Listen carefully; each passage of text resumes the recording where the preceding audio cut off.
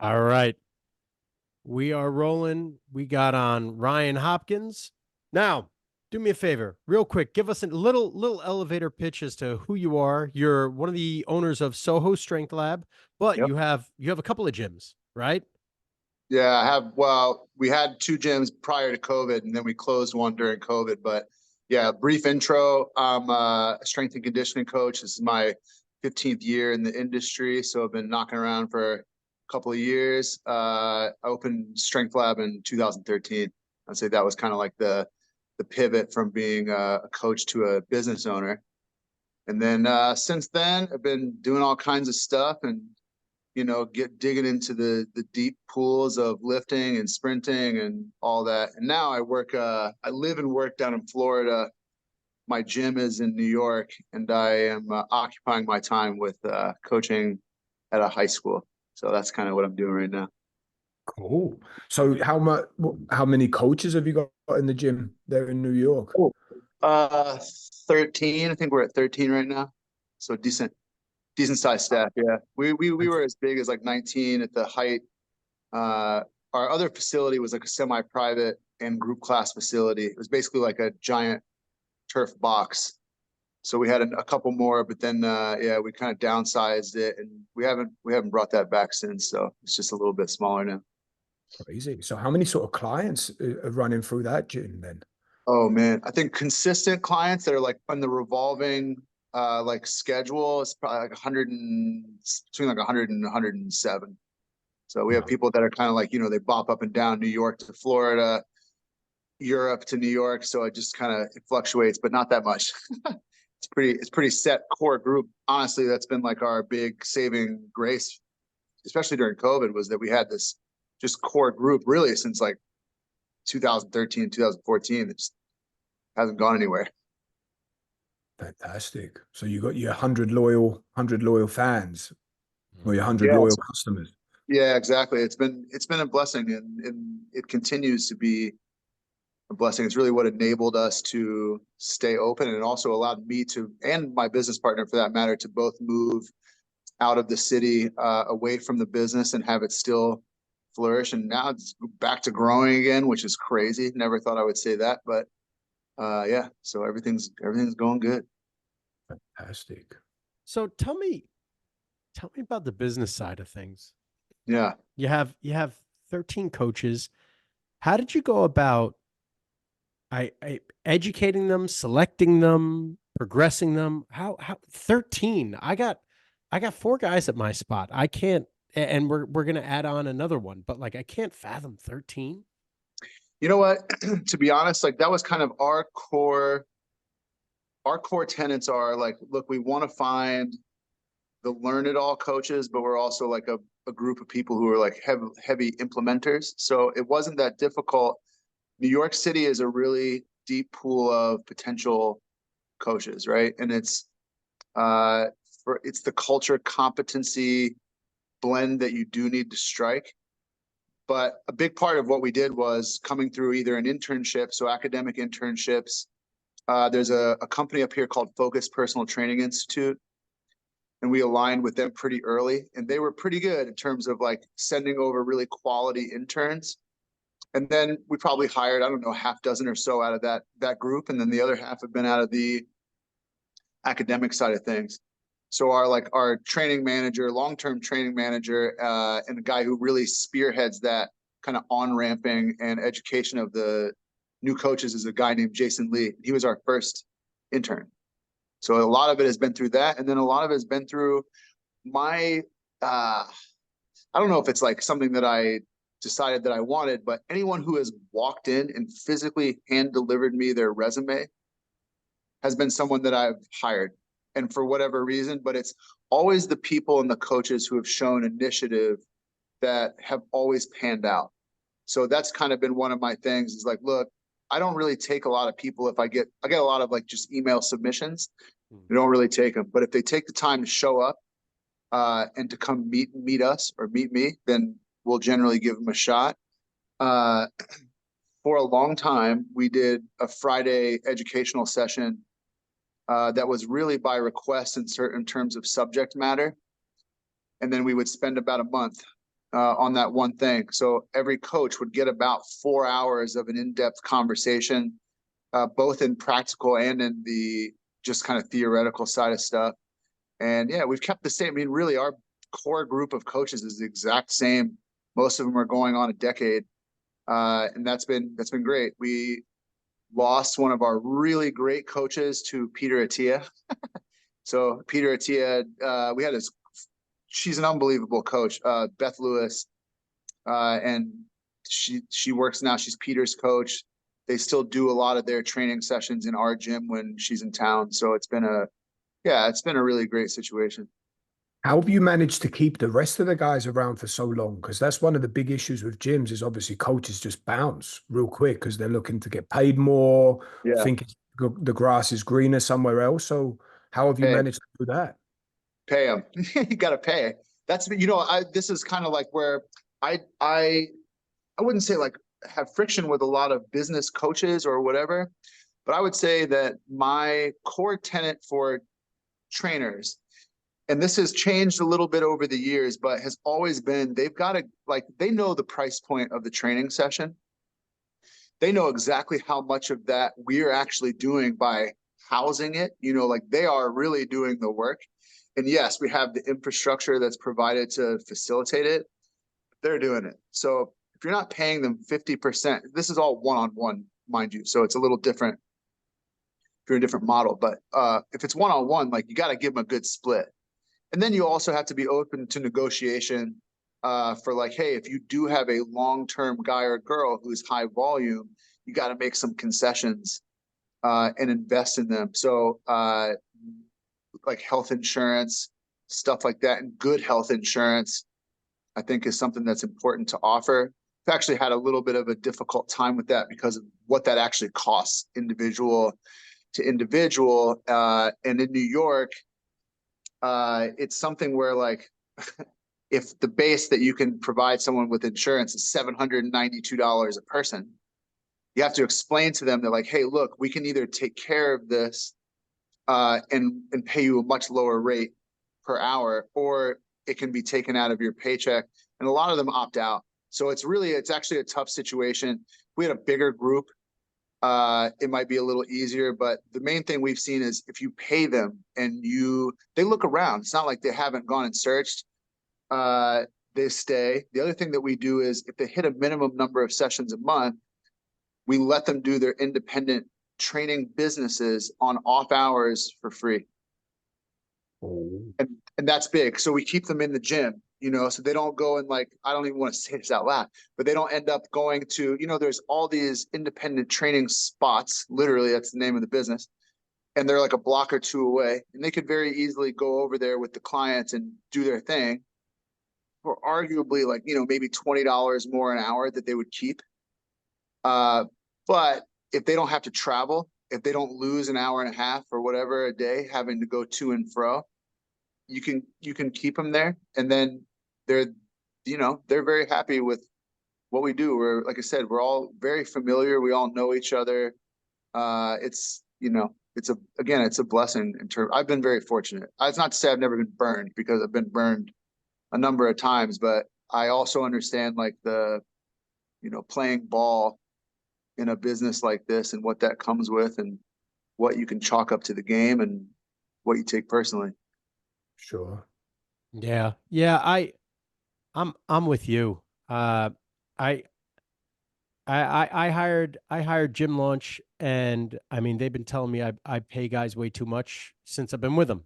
I've been with Yeah. Gym Launch now almost 2 years, and they keep telling me I'm out of my fucking mind. But Yeah. I don't know, man. I was a broke personal trainer. I got Yeah. a soft spot, and I'm not broke right now. So like, why would I take more from them than I Yeah. really need to, even though I'm taking on all the fucking risk? Yeah. Like Yeah. I don't know. I've seen so many, and not just personal training studios, sports facilities, uh, all across. Like you have a really good coach, coach wants more money, the owner says no, and then the coach leaves. Yeah. And now you're both making less fucking money. You know what I mean? Like Yeah. the, Yeah. Exactly. the coach goes and starts his own gym, and he realizes, oh wow, I'm not getting the margins that I got when I was being a personal trainer. Like I actually made way more money as a personal trainer than I did as a business owner, or as a regular coach. And then the owner is out the 70, 80, $90,000 of revenue, or Exactly. $200,000 of revenue, no matter, whatever it is. Yeah. That if he just said like, hey, what do you want? Like 5 more grand, 10 more, what are we talking about? What is the discussion? It's without having the difficult conversation and not compromising, on the human side of things, right? Yeah. I mean, I would say that it's funny, like, that's exactly my thought is like, I have a soft spot for people. I think we're in a people business. We're in a relationship business. I know from just like, talking to my mom about how my dad operated as a lawyer and all these things that like, my dad always had a great business, probably could have made double the money if he really wanted to, but made great money. And my mom was like, look, even till his last day alive, like he was about his clients and about his coworkers and his staff and all these things. And I was like, you know what, that's a really good way to be. That's a great legacy. I think that's, it doesn't come without, you're still taking care of yourself. I'm still able to pay my family's bills and save, and do all these things that you're supposed to do to retire at a different, at a later time. And I think the other thing that we do, which I think is important, is paying for continuing education, because it comes back to us. Right. I think giving them, like, taking that out off their plate in terms of like, oh, I got to pay $500 or $1,000 for this continuing ed product or cert. We can take care of that for them. And that's a big deal. And then, you have an incentive structure, you have bonuses. If someone wants to live in that gym and really put in the work and make you a lot of money, well, you can bolster that income even more. And I think that's a pretty cool thing as a business owner, obviously assuming all liability is like a, whole nother ball game, but Yeah, bro. Like it's all good. what's your, maybe, and if you're not comfortable saying it on the podcast, don't.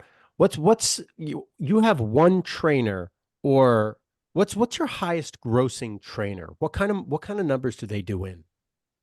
Highest grossing trainer, you mean in terms of their personal income or in terms of the revenue they No, generate? revenue generated. Oh boy. It would probably be somewhere around 15K a month, 16K a month. Yeah.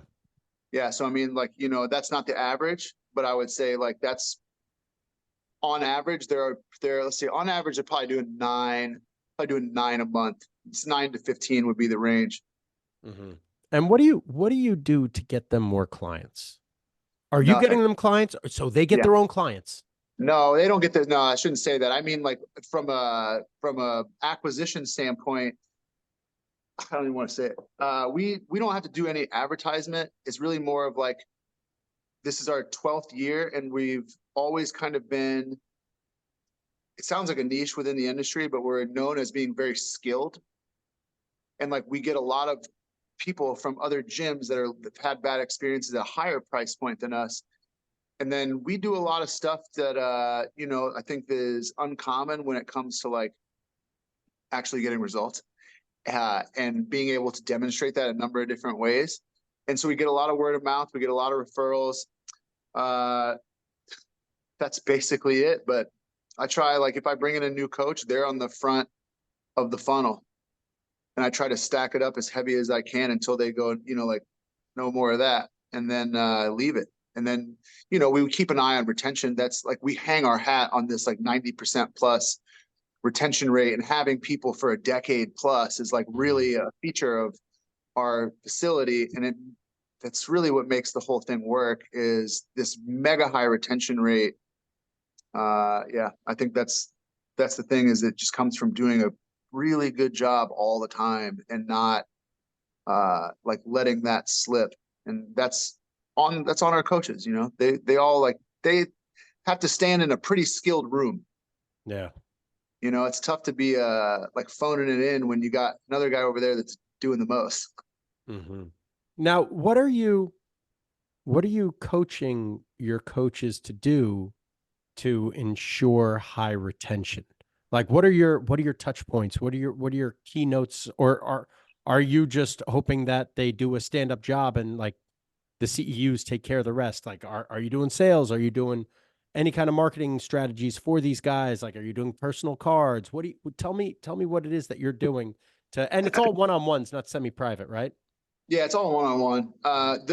So I would tell you, for the most part, the way that I stay very involved with the gym is I do all the phone calls. So if it's like a new client that's coming in, I'm the one that they talk to. And so I'm able to get a really good, like, ask a lot of questions. So I get a lot of detailed information long before they ever come in.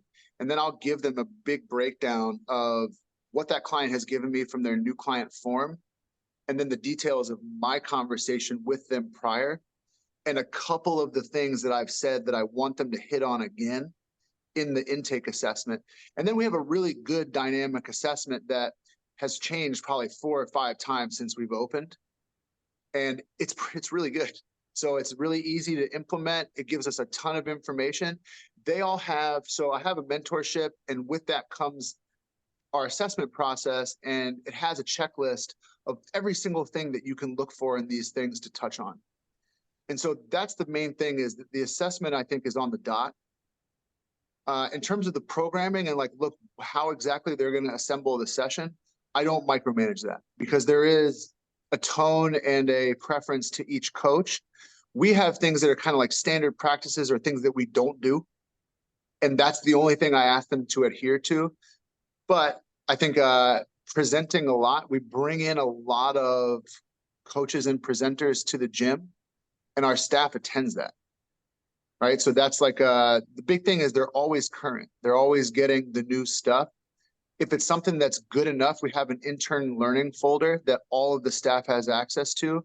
And so, you can look at the view history of those things, and they're always on it, digging and sifting. And we just have a good culture of not necessarily doing the most or like trying to reinvent the wheel, but always trying to refine the process. And we live and die by the simplicity of implementation, because it is a pretty small gym with a lot of people operating. So that's what I would tell you. I don't, we don't do anything extraordinary besides, I think, ask a lot of really good questions and earn the trust of the client before they come in. And then the handoff, there is an information passed along that I think just reinsures people that, like, hey, they are really, like, taking the time to think and talk about me between when I talk to this guy on the phone and then when I come in and I meet with this person who's got 3 or 4 of these things I already talked about dialed up. And I mean, there's nothing really that much more than that. So in terms of your offers for the potential clients, are you looking at more like 3-month or 6-week challenges, or more year abos, or is it just per session? They pay per session as they come in, no contract, nothing. No, there's no contract. It's like, we do it so simple. It sounds embarrassing, but we do it session by session. So people have to, like, we have to be good, or they don't renew and they don't redeem their sessions. So it's based on doing a really good job. And we only have like really 2, I would say, but like our assessment is not free. So that we say, hey, look, we don't do anything for free. Like, I have to pay the coaches for their time, because on average, again, this is a really highly skilled individual, and they are. Like, that's not a selling point. That is just a feature of our staff. So they get that introductory assessment, which is a half-priced session, basically. They know there's no obligation, so they're not afraid of it. It's paid for before they ever show up. So nothing is, we don't lose money on any time spent. And then they go, by packages. We do a lot of deals. So like quarter by quarter, we have these revolving deals where people can always get breaks. We get, like, we did a 12-year deal where we went back to our original pricing, and I won't say the number, but like it blows up. It just absolutely blows up. And it's just based on like people's enthusiasm to train, and more than, the challenge stuff, we tried to do, because we were aligned with some of these like wellness experts. We tried to do some of these like 6-week deep health challenges where there was a lot of touch points, a lot of contact. They had a wellness coach, a programming guy, and they also had the person that's implementing. So they have like 3 people, they have a team working for them. And it just didn't pan out, and it was too messy. And it was one of those things where it's like, look, we have one thing that we do really, really well, and we keep getting business. You know, we're not spending a dime on putting any ads out, and we have a comfortable drip rate of intakes that we really can't take. When we get a big wave of clients that come in, I'm like overwhelmed, and all of a sudden I'm panicking about, do I have to hire somebody else? And I feel bad asking this guy or girl who's got 8 hours a day of work booked to take this 9th hour at maybe not a time of day that they don't want to be there. So it's, you know, I think that stuff gets really salesy. Mm-hmm. And in New York, like there's so many options that I think the genuine nature of us and being able, like people sense that, you know, they trust me. I can talk the talk. Like if they have a background, they're like, oh, okay, this guy really knows what he's doing and can ask the right questions and tell me maybe things about myself that I knew but I hadn't said yet. And then it's the continuity from me to the staff member that meets them that is the glue, you know? Mm-hmm. And so are we talking all Gen Pop, or is it you have like certain niches that you're working with? Yeah, I would say like 20-80 in terms of athlete to general pop. We do get a good athletic population. That's pretty seasonal, as you can imagine. Pretty seasonal in terms of like in the summertime, we get all the kids that play sports that are doing their finance or whatever internships they're doing in the city. In the off season, we'll get a lot of the major league or PLL lacrosse guys because they all work on Wall Street. We get some NFL guys if they're playing locally or if they have like family that stays in either like northern New Jersey or in somewhere in New York. But for the most part, it's, you know, it's personal training. It's every type of person at every experience level that you can get. We have a barbell club that we have like a, you know, our downstairs is basically all Olympic weightlifting platforms. So we do have like some very hardcore Olympic lifting athletes, but for the most part, yeah, it's Gen Pop 80% of the time. Bro, I love that. You know, it's interesting that the program that you put together where there were tons of touch points and a lot of moving parts didn't work out. Because what I noticed with our Gen Pop, and we just started Gen Pop really, like really diving in, I don't know, 2 years ago. That's why I signed up for Gym Launch, because we were such dog shit at it, because I just train athletes. The hell do I know about, the only Gen Pop people we had were like parents Yeah. of kids that we trained. Yeah. So I was like, all right, we just got to start something for them. And I mean, the more complicated you make it for these people, the more they feel like they're failing. You know, Yeah. And it's Yeah. like, oh, I got to do this, I got to do that, I got to do that. Like most of these people, they just kind of want to show up, do the bullshit workout that they don't want to fucking do. Like, oh, I got to do this because like I didn't get my steps in, or because I, decided to drink 2 bottles of wine this weekend, or I had pizza last night and I don't want to feel too fucking bad about myself or gain too much weight. Like, Yeah. and I want to look good naked, or look good-ish, or not look horrible naked. Like, and the last thing they want to do is feel bad about themselves. So you do too much for them instead of meeting them where they're at. Like you think you're providing a good product, and it's just not what they signed up for. Yeah, I think it's like I would say like the one thing that we did in that whole thing that we kept and that I thought really worked well was we did this, like, I think it's 5 or 6 questions that was like our wellness. We basically told people like, hey, look, we're not expecting you to be a fucking hermit or a monk or like to live like this, because that's not like that really isn't living. Like that's a pretty restrictive lifestyle, right? The big thing is that we did something where we said, hey, look, from a wellness standpoint, let's optimize you on these like 5 or 6 points, and we have a scale of 1 to 10. And it was basically like rate yourself, and if we can get all these things like to at least a 7 out of 10 on all, like we're doing pretty good. And then one of the big ones that we did was like, hey, look, how are you living compared to your values? Like we did try to keep them in touch with like, hey, what do you actually believe in from a health wellness standpoint? Like if you're one of those people that really thinks that you need to live excellent, and you're not going to feel good about this until you're living excellent, and we facilitated that, then we'll push for that. But if it was like, hey, let's get you to like, maybe you're not surrounded with people who absolutely make you make bad choices because they don't give a flying fuck about any of that stuff. That's the way we would do it. And I think that stuck around. That was really helpful. that wasn't invasive. It wasn't like, oh man, I'm failing across the board. I think that was probably the most useful piece that we took away from that. And then there's still a couple people from that really liked it, and they still do it. But it's not a main feature. It's not an offer that we're renewing or anything like that. It's just, if those people want to do it and they want to pay more recurring money, basically week to week for that, then we'll do it, because it's not hard to execute or deliver that. Dude, I love that. That's great. I mean, you've had your business now 12 years. What were you doing before you had Soho Strength Lab? I was doing all kinds of stuff.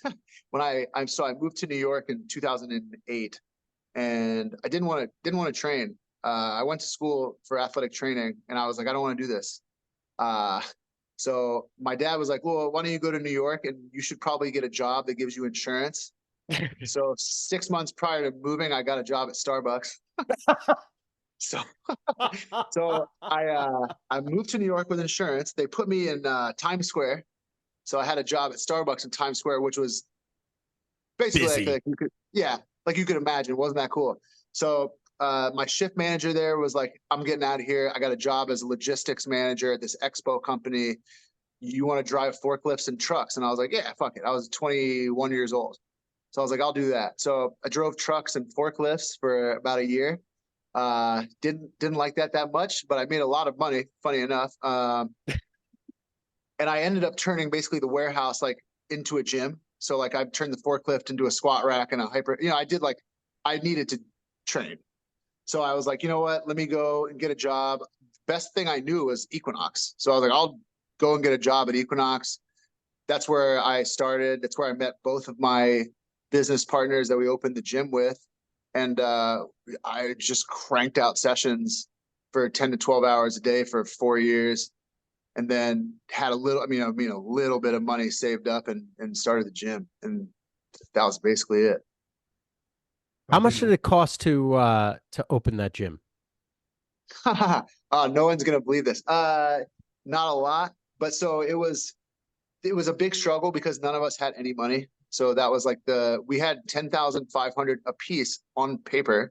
So you think, that's not a lot, 31.5 between 3 guys. And, that was all we had to basically get a lease, do the deposit, which we had to get a bond from the bank basically, to open the upstairs. We basically opened it floor by floor. So we opened the upstairs, trained the ever-loving shit out of ourselves for a summer to save up money to open the downstairs, and outfit it. And that was it. So 31.5 was what we had between 3 dudes to do all that. And then, yeah, that was it. Not a lot of money. And then how long did it take for you to start bringing on more coaches? Like, did it take a while to build up a clientele roster, or did it go quite quick? No, it was quick. It was super quick. I mean, that was like, I won't get into the details of this because I'm not sure legally if I'm allowed to, but we ended up getting sued pretty quick for like $100+ million from a big business. But we brought in, let me think about this, maybe 1 or 2 independent coaches that ran their business alongside of us. But when I say that, like we did, I mean, I must have done 150 sessions a month for a long time, for like the first 8 months or so, to keep up with the cost of everything. And then obviously we had a little bit of debt that we accrued from just buying stuff. But yeah, I mean, it was just us 3 for quite a while. And then we brought in our first employee. If we opened in June, we brought in our first employee in January. And then our first intern was that June. So it was really a 3-man show, and that was necessary, I think. We had a lot of hype around us, and we were all kind of training as like individual highlight superstar trainers. And again, like not necessarily super refined in our craft yet, despite experience. So we had to figure it out that we can't do all this and we need to bring in some reinforcements. Ryan, I got to be honest with you. I haven't heard a word you fucking said since you dropped that fucking $100 million bomb on me. What? Yeah. What? Yeah, more than that, almost 200. You're a fucking gym. What the Yeah, fuck did you do? nothing. We didn't do anything. So it was basically like the business play with that is they can bleed you of money for just defense. Yeah. And that was the play. So it was, sorry, about 5 years of, not 5 years, maybe 4.5 years of back and forth with that and a lot of legal fees, like probably 450K of legal fees. Oh, And then ultimately ended up having a settlement that it was workable for us. It was like we didn't have to do anything crazy. We just had to be like, play nice and not be overly aggressive with like client acquisition and expansion in the early part. But that was stifling. That was like, we were off to such a hot little race. We won the Men's Health Best Independent Gym Award like 2 years into it. So we had all these press pieces and well and good and all the, like, we were really cranking. And the stifling part was not being able to expand within a certain period of time. And that, yeah, but it is what it is, dude. You figure it out that like, okay, if we're going to be like making $1 million in revenue or almost two, like someone's going to be feeling the absence of that.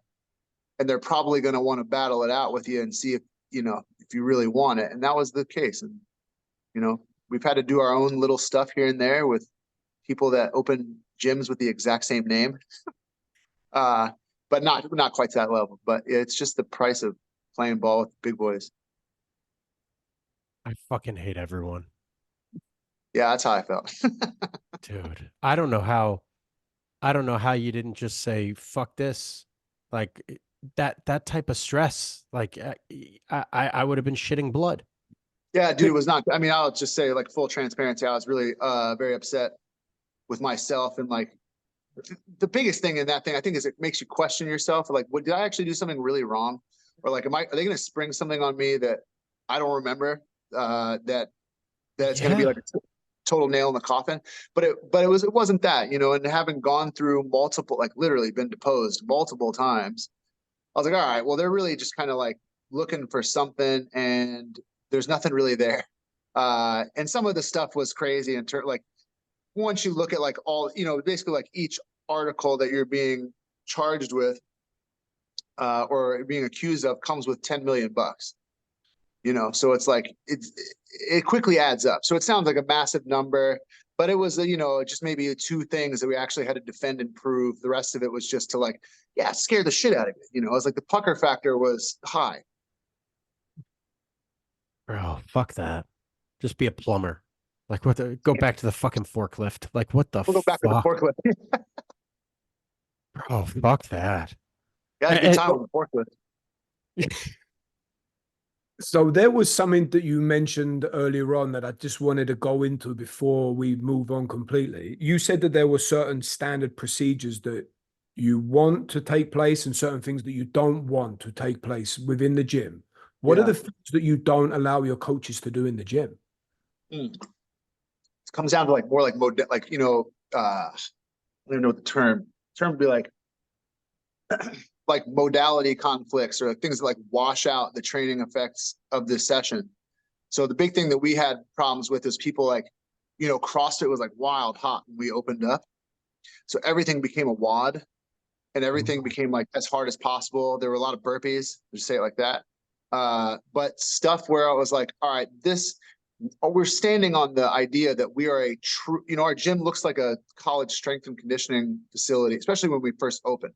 Looks a little different now, but so we were trying to present ourselves as being like, we're strength and conditioning coaches, not just personal trainers. And like, we're not doing this for entertainment. So the sessions had to be organized in a certain way. We used, I don't know if you guys are familiar with Mike Robertson he had the R7 system. I don't know if you ever heard of this. Mm-mm. But it was just a really good way of organizing training. And so we had stuff like that, but it had to be like, I wasn't going to make you defend your program, but it couldn't look like shit. And that is the biggest thing is it looks really out of place if you have people that are clearly programming with some exactitude and clients that have some skills in the movements that they're performing. And then you have another one that looks like a train wreck in the corner where like a guy's passing out 14 minutes into a session and it's clearly an overshot. Like, that type of stuff is is big for us. I was really big back then on you have to be able to do or have done the session before you administer it to a certain point. You don't have to be a master of it, but you got to know what this feels like. Mhm. And if you're trying to implement it on another person, we had a kid that was like 2 minutes of plank to push-ups. And I was like, are you fucking kidding me? I was like, have you ever done a 2-minute plank to push-up? He was like, oh yeah. I was like, really? I was like, all right, let's do it. And he's a big, strong kid, but he came from a group fitness setting.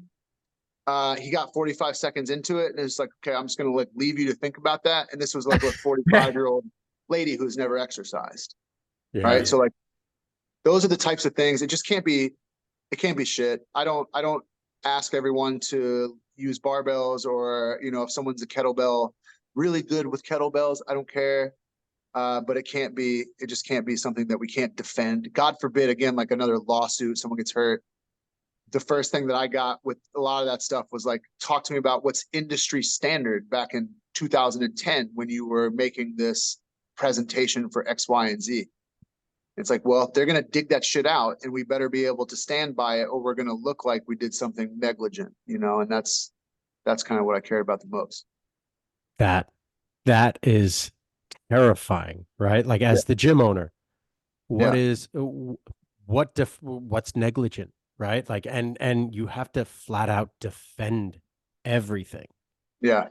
It's terrifying. Like, and that type of stress, especially that you went through, bro. I mean, I can't fathom that. That's fuck me. So like, and 13 coaches to oversee, and you're overseeing them from Florida too. Like, Yeah. you got balls of Well, that's steel. what I would say. Like, yeah, the group we have now is like, they, for the most part, are so on it that I watch a lot of what they do. And we use like, we share the True Coach platform. We have like a big roster on True Coach. And we all pull from the same stuff, So it's like, I'm not even asking them. I've got 151 programs on True Coach that if they really want to go and pull it all out, like, I don't care if they implement every single thing that I've got written on there. And in fact, I kind of prefer it. Right. So I'm a firm believer in that if you don't really know exactly what to do, if you dig around long enough in either our learning folder or in that True Coach program library, you will find something that you can implement. And if you have questions, people ask, I talk to my coaches daily, maybe not all of them, but with the exception of one or two, we're in frequent contact. So, I mean, shit, Brooker, what are we 40 minutes into this already? Yeah. Dude, I had no intention of talking business with you. Like this has We're going to talk training. So did I. And then we just started getting on this, bro. I'm hitting you up nonstop for ideas now. Like, you kidding me? I need to pick your brain hardcore with this shit. Let's do a little training. We can. No. We're done. We're done with the business side of things now. Okay. Let's go.